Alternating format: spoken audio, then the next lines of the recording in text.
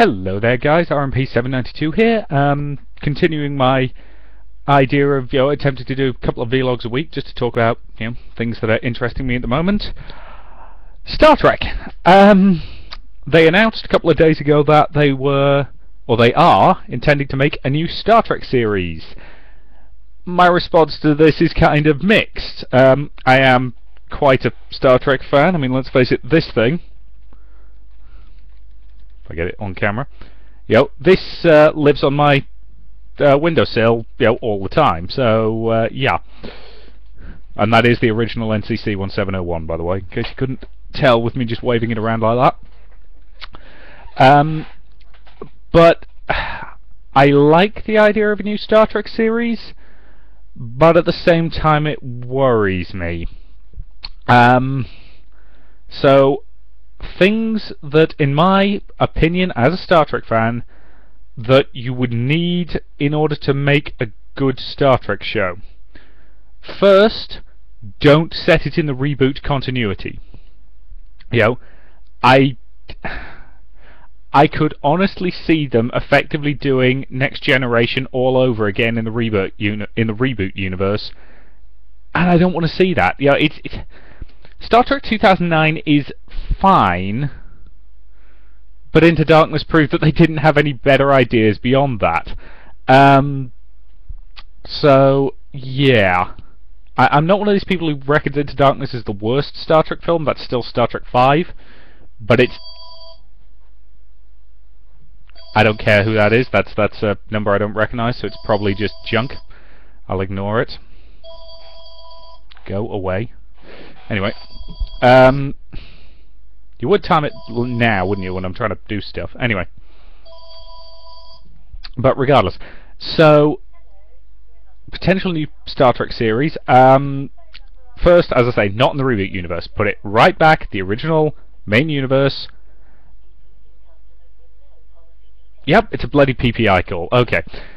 So, my recommendation would be to do effectively the same thing that TNG did for the original Star Trek series.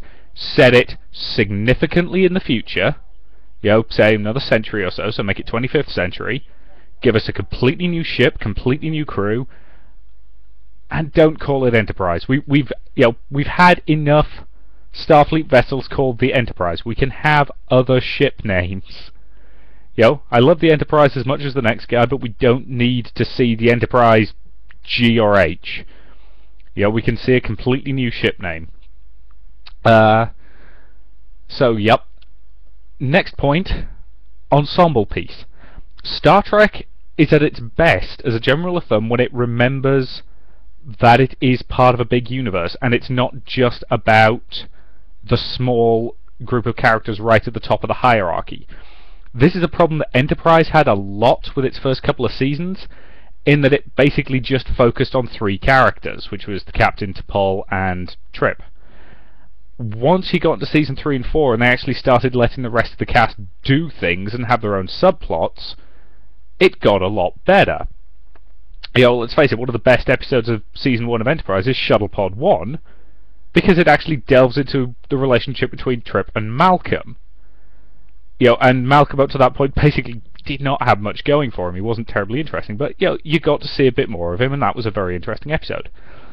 The best Star Trek, which is still Deep Space Nine, had a massive cast. I mean, by the time you get to the finale, the sheer number of people who are listed as special guest star in that final episode is huge, and you can remember all their names. You've got Admiral Ross, you've got Martok, you've got Damar, you've got Weyoun, you've got the female shapeshifter who never actually gets a bloody name. But you've got all these characters. You've got Kai Wynn, you've got Dukat. None of them are officially main characters, but you can name them all, and they all are very distinct and very well written. And that's the kind of thing that it needs to remember. I would also argue that you need more characters who are enlisted personnel, because Star Trek's always been really vague as to whether or not they have enlisted personnel.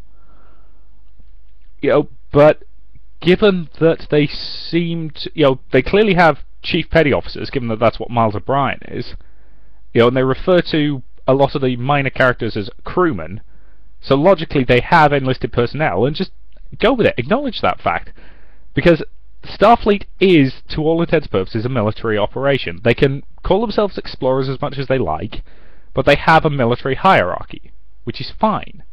You know, it is an efficient and effective way of running a ship. There's a reason why even civilian ships use very similar systems, with, you know, the captain at the top, and then various department heads and the executive officer and all that stuff, because it's the most effective way to run a ship.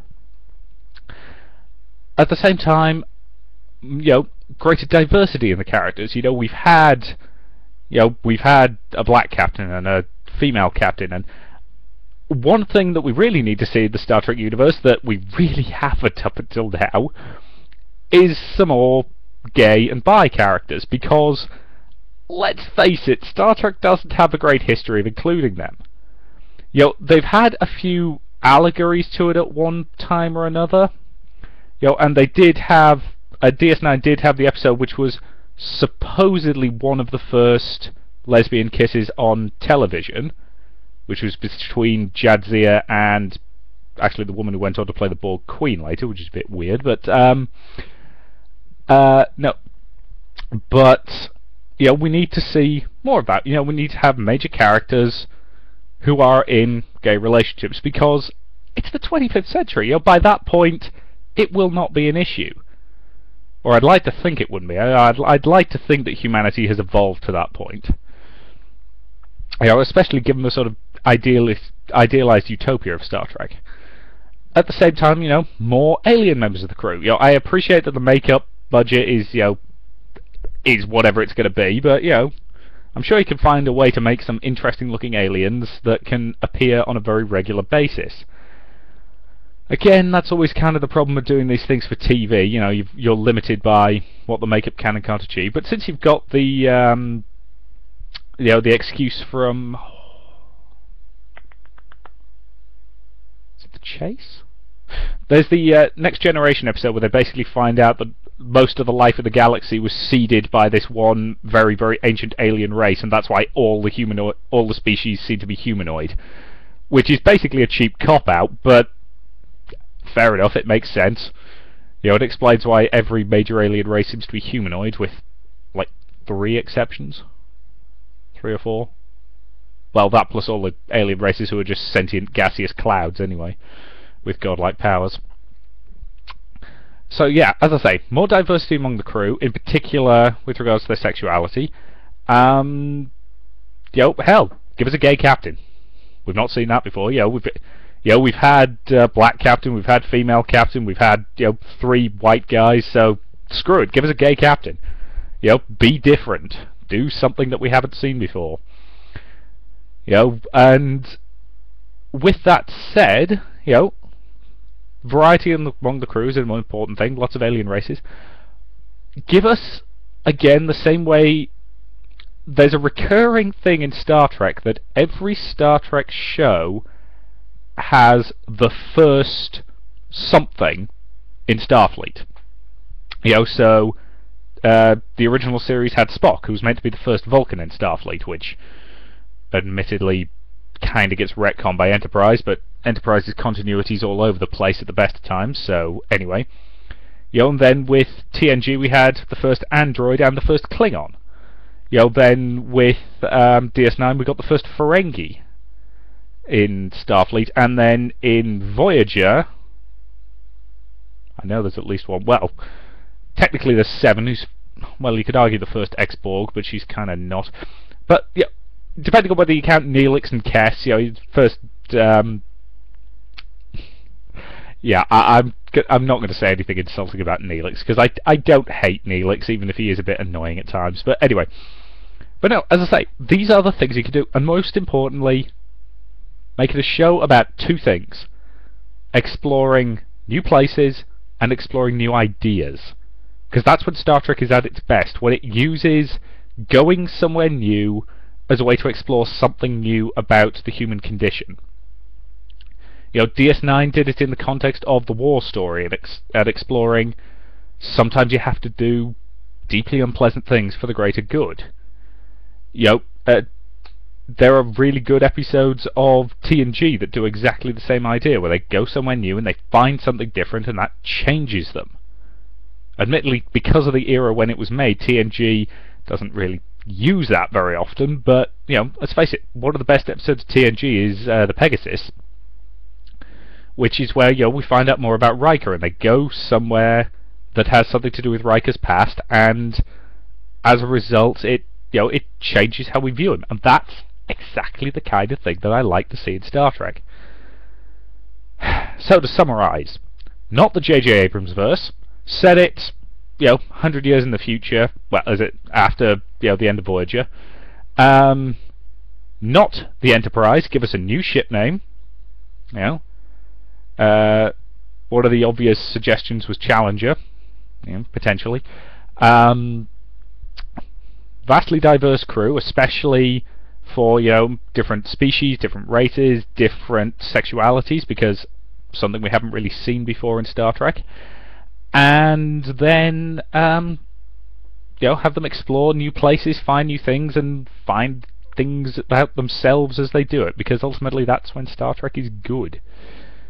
You can have some space battles, you can have some stuff that's showy and flashy, but ultimately Star Trek is at its best when it's being very philosophical.